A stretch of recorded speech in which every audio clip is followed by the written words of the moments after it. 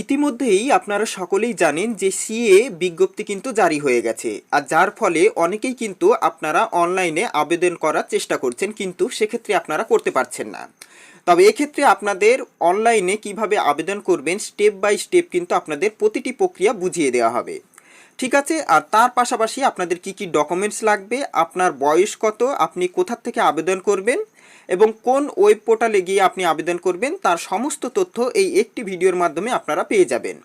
সুতরাং ভিডিওটা মোটেও স্কিপ না করে প্রথম থেকে শেষ অবধি দেখবেন, তাহলে সমস্ত ডাউট কিন্তু আপনাদের ক্লিয়ার হয়ে যাবে এবং আপনারা কিভাবে আবেদন করবেন অনলাইনে সেটাও কিন্তু পরিষ্কারভাবে এখানে দেখিয়ে দেওয়া হয়েছে।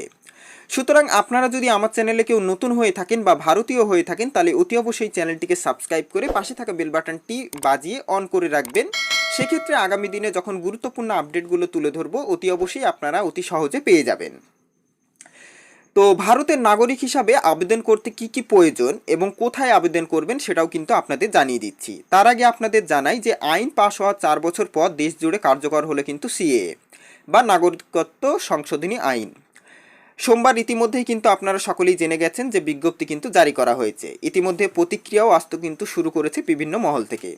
তো এক্ষেত্রে সর্বপ্রথম আপনাদের জানিয়ে দিই যে আপনারা ভারতীয় কি না আপনারা সেটা কিন্তু সর্বপ্রথম দেখে নিন, কারা ভারতীয় নাগরিক হিসাবে চিহ্নিত হচ্ছেন। তো প্রথমত যে বিষয়টা হচ্ছে, অর্থাৎ কিছু ক্রাইটেরিয়া আছে সেগুলো ফিল করলেই কিন্তু আপনারা ভারতীয় নাগরিক হিসাবে গণ্য হবেন।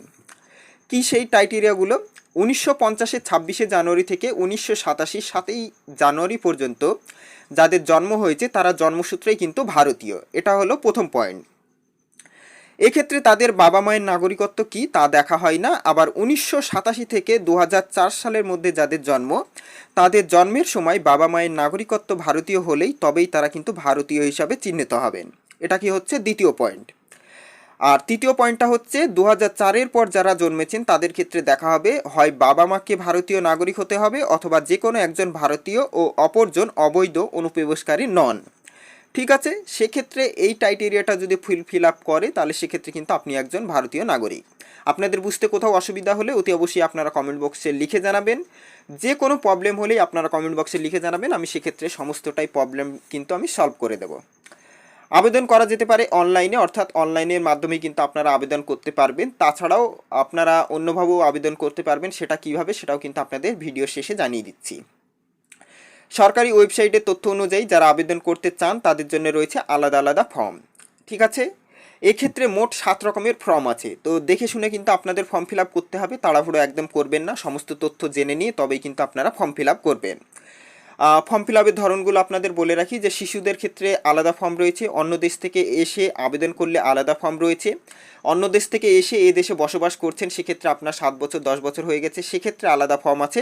আবার বাবা মাকেও ভারতীয় বলে যারা নাগরিকত্বের দাবি জানাতে চান তাদের জন্য কিন্তু পৃথক আবেদনের প্রক্রিয়া রয়েছে। অন্যদিকে বাবা ভারতীয় মা কিন্তু ভারতীয় নয়, সেক্ষেত্রে আর এক রকমের ফর্ম আছে।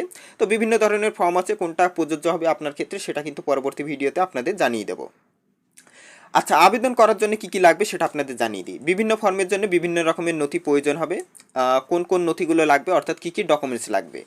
তো 1 নম্বর যেটা হচ্ছে বৈধ বিদেশি পাসপোর্ট, সেটা যদি আপনার থাকে ওটা অবশ্যই লাগবে। বাসস্থানের পারমিট, অর্থাৎ আপনি যেখানে বসবাস করছেন সেটার। বাবা মায়ের জন্ম শংসাপত্র অথবা তাদের জন্ম সার্টিফিকেট বা ভারতীয় পাসপোর্ট। 500 টাকার একটি ব্যাংক চালান, অর্থাৎ যা স্টেট ব্যাংক অফ ইন্ডিয়ায় জমা করতে হবে, অর্থাৎ আপনি যে ফর্মটি ফিল আপ করবেন সেটার পরবর্তী ক্ষেত্রে কিন্তু এই চালানটি জমা করা লাগবে। আবেদনকারীর স্বামী বা স্ত্রীর ভারতীয় পাসপোর্ট বা বার্থ সার্টিফিকেট কিন্তু অবশ্যই লাগবে। বিয়ের শংসাপত্র বা ম্যারেজ সার্টিফিকেট। ভারতে বসবাসকারী বিদেশি নাগরিক হিসাবে রেজিস্ট্রেশন সার্টিফিকেট থাকতে হবে। ভিন দেশ থেকে এলেও কিন্তু সেক্ষেত্রে কিন্তু এটা মাস্ট লাগবেই।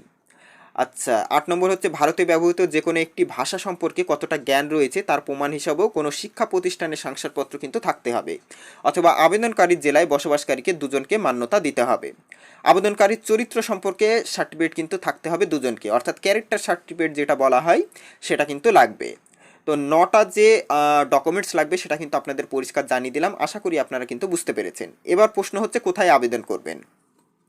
আচ্ছা, এখানে আবেদন কোথায় করবেন সেক্ষেত্রে বলা হচ্ছে যে ইন্ডিয়ান সিটিজেনশিপ অনলাইন .nic.in, এই যে ওয়েবসাইটটি আছে এই ওয়েবসাইটে গিয়ে অনলাইনে নাগরিকত্ব কিন্তু আপনারা আবেদন করতে পারবেন এবং স্টেপ বাই স্টেপ কিন্তু ফর্ম ফিল আপটা পরবর্তী ক্ষেত্রে আপনাদের দেখিয়ে দেবো, কারণ এখনও কিন্তু সম্পূর্ণ সার্টিফিকেট এর অনুযায়ী অর্থাৎ যে নখানা ফর্ম বললাম সেগুলো কিন্তু সম্পূর্ণ আসেনি। তো নখানা ফর্মের ফরম্যাট যখনই চলে আসবে তখনই কিন্তু আপনাদের স্টেপ বাই স্টেপ অর্থাৎ প্রতিটি কিন্তু গুরুত্ব সহকারে আপনাদের আবেদনের করার প্রক্রিয়া সমস্ত কিন্তু দেখিয়ে দেব।